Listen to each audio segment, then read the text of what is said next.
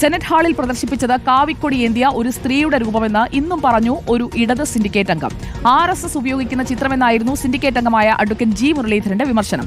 അടിയന്തര സിൻഡിക്കേറ്റ് വിളിക്കണമെന്ന് VC കണ്ട് ആവശ്യവും ഉന്നയിച്ചിരിക്കുകയാണ് ഇടതംഗങ്ങൾ.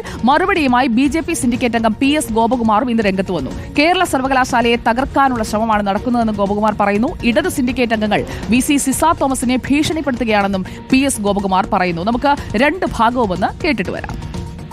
സെനറ്റ് ഹാൾ ഉപയോഗിക്കുന്നതുമായി ബന്ധപ്പെട്ടൊരു മാനദണ്ഡമുണ്ട്. നിങ്ങൾക്ക് ഇവിടെ ചോദിച്ചാൽ തരും, ഉദ്യോഗസ്ഥന്മാർ തരും. അവിടെ പ്രദർശിപ്പിച്ച ചിത്രം എന്താണെന്ന് കൃത്യമായി അറിയാമല്ലോ നമുക്ക്. കാവിക്കൊടി ഏന്തിയ ഒരു സ്ത്രീയുടെ രൂപമാണ് അവിടെ പ്രദർശിപ്പിച്ചിരിക്കുന്നത്. RSS ഉപയോഗിക്കുന്ന ചിത്രമാണ്. RSSന്റെ ചിത്രം ഈ സെനറ്റ് ഹാളിൽ വെച്ചിട്ട് പുഷ്പാർച്ചന നടത്താൻ ഇവിടെ അനുവദിക്കുന്നില്ല. മാനദണ്ഡങ്ങളുടെ ലംഘനമാണ് അത് നടത്തിയത്. കേരള സർവകലാശാലയിലെ സമാധാന അന്തരീക്ഷം തകർത്ത് ഈ സർവകലാശാലയെ തകർക്കുക എന്നുള്ള ഉദ്ദേശത്തോടു കൂടിയാണ് ഇടത് സിൻഡിക്കേറ്റ് അംഗങ്ങളും അതുപോലെ ഏതാനും ചില ഇടത് സംഘടനകൾ ശ്രമിച്ചുകൊണ്ടിരിക്കുന്നത്. ഇന്നും അതുപോലെ തന്നെ സിൻഡിക്കേറ്റ് അംഗങ്ങളാണ് ഇന്ന് വൈസ് ചാൻസലറെ ഭീഷണിപ്പെടുത്താൻ കടന്നു വന്നിട്ടുള്ളത്.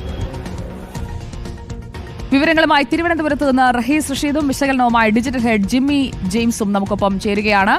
Good evening guys. നമുക്ക് ആദ്യം റഹീസ് റഷീദിലേക്ക് പോകാം. റഹീസ് റഷീദ്, നിയമ പോരാട്ടത്തിലേക്ക് കടന്ന ഘട്ടത്തിൽ ഹൈക്കോടതി ഉയർത്തിയ ചോദ്യങ്ങളിൽ മതചിഹ്നം ഏതാണ് എന്നുള്ള ചോദ്യം അവിടെ നിൽക്കുമ്പോഴാണ് ഇന്നും അതേ രീതിയിലുള്ള പരാമർശങ്ങൾ ഇടത് സിൻഡിക്കേറ്റ് അംഗത്തിന്റെ ഭാഗത്തു നിന്ന് വരുന്നത്. രജിസ്ട്രാറുടെ സസ്പെൻഷൻ അത് പിൻവലിപ്പിച്ചിരിക്കും എന്ന ഒരു നിലപാടെടുത്താണ് മുന്നോട്ട് പോകുന്നത്. ഇടതംഗങ്ങളുടെ ഒരു പൊതുവികാരവും അതുതന്നെയാണ് നമ്മൾ കഴിഞ്ഞ ദിവസവും ഇന്നുമായി കാണുന്നതും. എങ്ങനെയാണ് ഈ വിവാദത്തിന്റെ പോക്ക്? KS അനിൽകുമാർ കോടതി വിധിക്ക് ശേഷം പിന്നീട് അല്ലെങ്കിൽ കോടതിയുടെ നിരീക്ഷണങ്ങൾക്ക് ശേഷം പിന്നീട് പ്രതികരണങ്ങൾ എന്തെങ്കിലും നടത്തിയോ? സർക്കാർ കക്ഷി ചേരുന്നുണ്ടോ? സുജ, ഇതിനകത്ത് ഇന്ന് സംഭവിച്ച കാര്യം താൽക്കാലിക VC ആയ ഡോക്ടർ സിസ തോമസ് കഴിഞ്ഞ ദിവസം വന്നതുപോലെ തന്നെ ഇന്നും യൂണിവേഴ്സിറ്റിയിൽ വന്നിരുന്നു.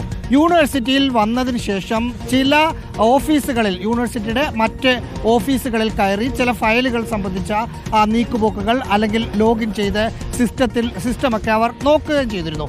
അതിന് ഇടത് സിൻഡിക്കേറ്റ് അംഗങ്ങൾ ആ സമയത്ത് അവർ അവിടെ ഉണ്ടായിരുന്നു, യൂണിവേഴ്സിറ്റി പരിസരത്തുണ്ടായിരുന്നു. അവരതിനെ എതിർക്കുകയും ചെയ്തു.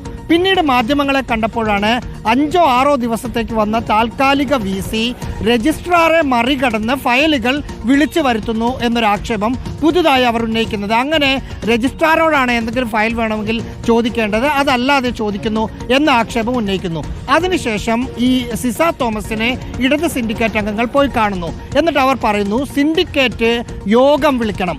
അതിനുശേഷം ഹൈക്കോടതിയിൽ ഈ കേസ് പരിഗണിക്കുമ്പോൾ കേരള സർവകലാശാലയുടെ നിലപാട് എന്ത് പറയണമെന്ന് സിൻഡിക്കേറ്റ് യോഗത്തിൽ ചർച്ച ചെയ്ത് അംഗീകരിച്ചെടുക്കുന്ന നിലപാട് മാത്രമേ ഹൈക്കോടതിയെ സർവകലാശാലയുടെ നിലപാടായി അറിയിക്കാൻ പറ്റൂ എന്ന ഒരു കാര്യം സിസ തോമസിനെ കണ്ട് ഇടത് സിൻഡിക്കേറ്റ് അംഗങ്ങൾ പറയുന്നുണ്ട്. പക്ഷെ അത് അംഗീകരിക്കാൻ സാധ്യതയില്ല. കാരണം തിങ്കളാഴ്ച, മറ്റന്നാൾ ഈ കേസ് വീണ്ടും എടുക്കും.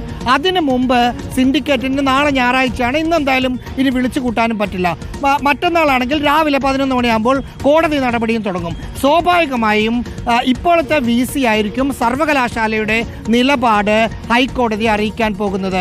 അതിന് ഏത് തരത്തിൽ പ്രതിരോധിക്കണം എന്ന ആലോചനയിലാണ് ഇടത് സിൻഡിക്കേറ്റ് അംഗങ്ങൾ. അവർ തിങ്കളാഴ്ച ഒരു പക്ഷേ ഈ കേസിൽ കക്ഷി ചേരാനുള്ള സാധ്യതയാണ് കാണുന്നത്. എന്നിട്ട് VC ഒരു റിപ്പോർട്ട് നൽകുമ്പോൾ അത് സിൻഡിക്കേറ്റിന്റെ നിലപാടല്ല എന്ന് പറയാനാണ് അവരുടെ നീക്കം. ആ സമയത്ത് BJPയുടെ സിൻഡിക്കേറ്റ് അംഗം ഗോപകുമാറും ഇന്ന് മാധ്യമങ്ങളെ കണ്ടിരുന്നു. ഈ സർവകലാശാലയെ തകർക്കുകയാണ്.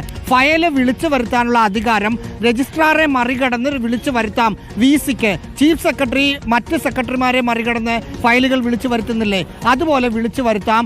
സിൻഡിക്കേറ്റ് യോഗമൊന്നും ചേരേണ്ട കാര്യമില്ല, തീരുമാനം VCക്ക് എടുക്കാമെന്ന നിലപാട് BJPയും എടുക്കുന്നുണ്ട്. സ്വാഭാവികമായും നിയമ പോരാട്ടത്തിലേക്ക് ഇവർ കൂടി പാകവാക്കാവാനാണ് പോകുന്നതെന്നാണ് അവരുടെ സംസാരം കാണുമ്പോൾ മനസ്സിലാവുന്നത്. ഓക്കെ റഹീസ്, കോടതിയുടെ വിമർശനത്തിന് പിന്നാലെയും ഭാരതാംബയെ പതാകയേന്തിയ സ്ത്രീ എന്ന് പരാമർശിച്ചു ഇടത് സിൻഡിക്കേറ്റ് അംഗം.